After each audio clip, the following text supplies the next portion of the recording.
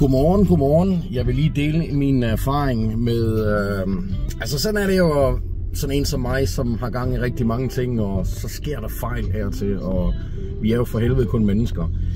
Og den her, den var jeg ikke klar over, at det kan gå hen og blive så grelt, og det kan faktisk gå hen og koste mig rigtig mange penge det her. Indtil videre har det allerede kostet mig 1,5 million, og jeg står måske kan miste mellem 3 og 4 millioner. Så det er en rigtig lortesag. Men det der egentlig er sket, det er, at vi har kommet til at lukke et firma. Vi har mange selskaber, men vi har ryddet lidt op i vores selskaber på grund af skat og det ene og det andet.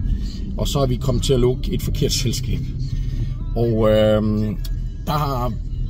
det der sker, når man lukker et selskab, så skriver man under på, at man ikke har noget udstående i sådan et selskab her. Det havde vi forstået på den måde, vi havde en lease-kontrakt i selskabet.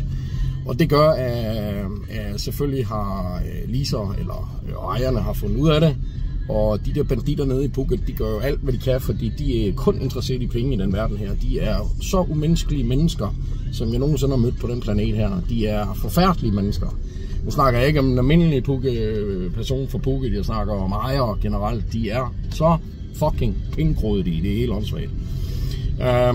Og det eneste, det drejer sig om, det er penge og penge. Man skulle fandme tro, det var Kina, der var dernede. Anyway, det gør jo, at de kan jo, de sagsøger også i retten, og så kan vi jo selvfølgelig gå ind og forsvare det. Men det der er problemet her, det er, at det er en kriminel sag, så man kan lave en politianmeldelse også. Og det vil så sige, så står du altså lige pludselig et helt andet problem, og det gør, at du smil og betal.